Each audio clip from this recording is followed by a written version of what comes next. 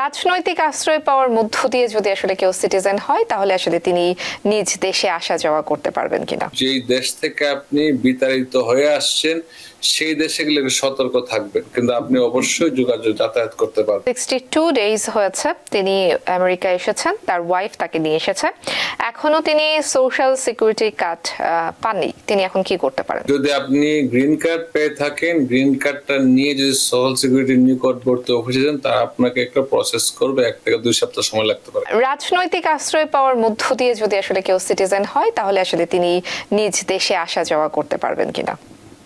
ধন্যবাদ।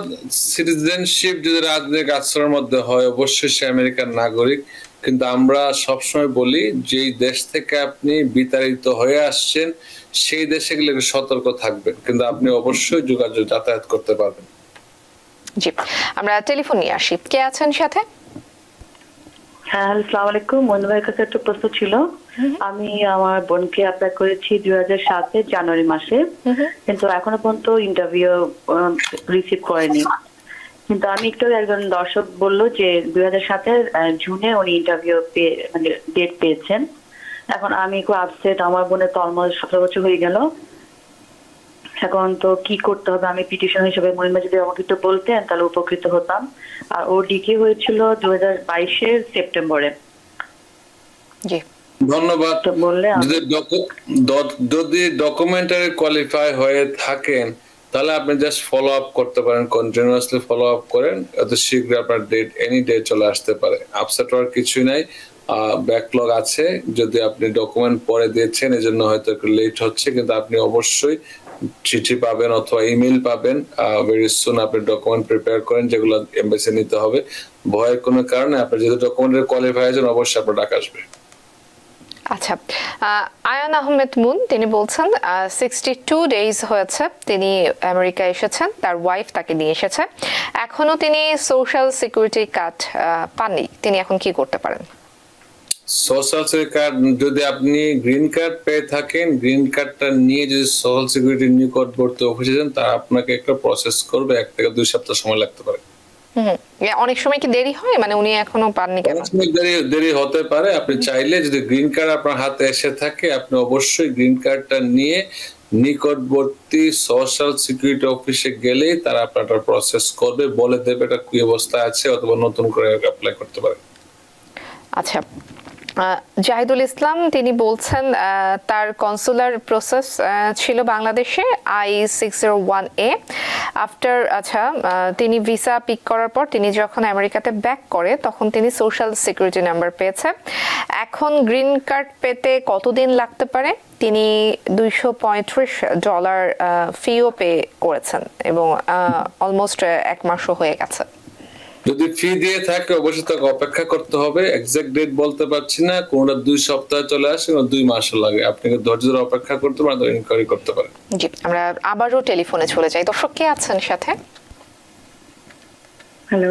জি জি আপু, আসসালামু আলাইকুম। ওয়ালাইকুম আসসালাম। বলছি নিউ জার্সি থেকে। জি বলুন। আপু আসলে আমার হাজবেন্ড আর আমরা মেক্সিকো বর্ডার হয়ে আসছিলাম গেল বছরে। তো ও আসলে 3 মাস ওর কোনো কাজ ছিল না, ও খুব অসুস্থ হয়ে গিয়েছিল, ও ইমার্জেন্সিতে গিয়েছিল। ওইখান থেকে বিল আসছে, তারপরে ওখান থেকে চ্যারিটির জন্য মাফ করার জন্য ওকে বলা হয়েছিল। চ্যারিটিতে ওর ইন্টারভিউয়ে যাওয়ার পর ওরা অনেক প্রশ্ন করেছিল ওকে যে তুমি 3 মাস কি করে তোমার ফ্যামিলি নিয়ে থাকলে, তুমি ফাইন্যান্সিয়াল সাপোর্ট কি করে পাইলে? তো ও সত্য কথা বলেছিল যে আমার ফ্রেন্ডরা আমাকে হেল্প করেছে, এই অত ডলার দিয়েছে, আমার কাজ পাওয়ার পর ওদের আমি করব। তো ওনারা বলেছিলেন যে ওনাদের সিগনেচার নিয়ে যাওয়ার জন্য।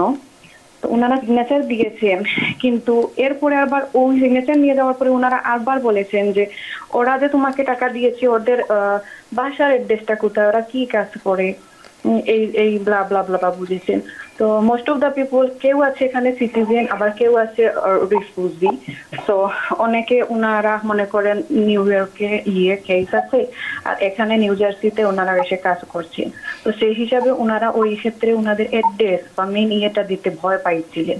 সেই জন্য আমার হাজবেন্ড ওই কাগজে ওনাদের নেক্সট টাইমের যে নিয়ে যাওয়ার কথা বলেছিল ওরা, ওইটা নিয়ে যেতে পারেন নাই এবং ওনার বিলটা মাফ হয় নাই। So I have a question to the attorney যে যদি আমরা কোনোদিন কেস উইন হয়, তো সিটিজেনশিপের ক্ষেত্রে এই যে বিল মাফ হয় নাই, কন্টিনিউয়াসলি যে বিল আসতেছে আমাদের বাসার অ্যাড্রেসে, সেই জন্য কি কোনো প্রবলেম হবে কিনা সিটিজেনশিপের ক্ষেত্রে? ধন্যবাদ। আমি সবসময় বলে থাকি আমেরিকায় 50টা স্টেট, সব স্টেটের ল একরকম না। এটা যদি আপনি নিউ ইয়র্কে হইতেন আপনি ফ্রি সব বেনিফিট পেতেন। এটা হচ্ছে আমাদের স্যাংচুয়ারি সিটি।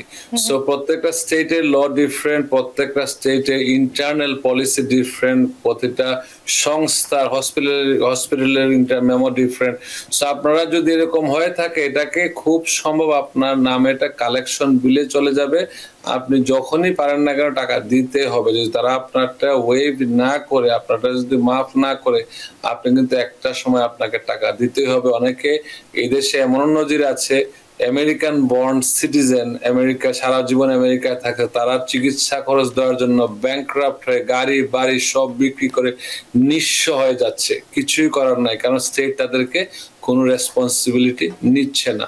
সো আপনারা যারা নিউ ইয়র্কে বা এরকম স্টেটে থাকেন তারা খুবই ভাগ্যবান যে আপনারা আসলে সব বেনিফিট পাচ্ছেন। সব স্টেটে একরকম বেনিফিট হয় না। আপনি সতর্ক থাকবেন। যদি কালেকশনে যায় আপনি বোঝানোর চেষ্টা করবেন যে আপনারা কম পয়সা দিতে পারেন কিনা। এমন হয়তো অনেকে ব্যাংক্রাপসি ফাইল করতে হয়, আপনারা চেষ্টা করবেন যে মান্থলি ইনস্টলমেন্টে দেওয়া যায় কিনা। হ্যাঁ, যদি এটা আপনার যদি সিটিজেনশিপ পাইতে সমস্যা হয় তখনই যদি আপনার নামে কোনো সরকারি বিল বাকি থাকে। সরকার বলতে আপনি ট্যাক্স যদি আপনার সরকার পায়, আপনি নাগরিকত্ব পাইতে আপনার সমস্যা হবে। এছাড়া পার্সোনাল বিলগুলা অনেকেই তখন ব্যাংক্রাপসি মারতে বাধ্য হয়। সেটা আপনি যখন সময় আসবে আপনি অ্যাটর্নির সাথে কথা বলবেন, তারা আপনাকে প্রপারলি গাইড করবে। হ্যাঁ, আপনার যদি এই দেশে টাকা না থাকে আপনার অধিকার আছে ব্যাংক্রাপসি ফাইল করার, যে কোনো স্টেটে হোক না কেন, কিন্তু আপনাকে এটার জন্য ক্রিমিনাল কোনো কেস হবে না। আরেকটা জিনিস আপনাকে আপনার সবার জন্য বলতেছি, এক ভদ্রলোক এই দেশে অনেকে মনে করে child support civil, this becomes very important when you renew your passport. যদি কেউ আমেরিকান নাগরিক হয় এবং সে যদি আমেরিকান পাসপোর্ট নিতে চায় তখন প্রশ্ন থাকে if he owe any child support, যদি তার ডিভোর্স হয় এবং বাচ্চা থাকে তার ওয়াইফের সাথে বা হাজবেন্ডের সাথে, সে চাইল্ড সাপোর্ট দিতে ব্যর্থ হয়, তার কিন্তু পাসপোর্ট রিনিউ হয় না। এক ভদ্রলোক কিছুদিন আগে বাংলাদেশে গিয়ে আটকা পড়েছে, কারণ সে যখন বাংলাদেশে গেছে আমেরিকান নাগরিক হিসাবে তার চাইল্ড সাপোর্ট এখানে ব্যাকডেটেড ছিল, চাইল্ড সাপোর্ট সে পেমেন্ট করে নাই, এরিয়ার ছিল বিধায় তার যখন রিনিউ করতে গেছে পাসপোর্ট, অনেকদিন বাংলাদেশে থাকার পরে দেখছে পাসপোর্ট এক্সপায়ার হয়ে গেছে,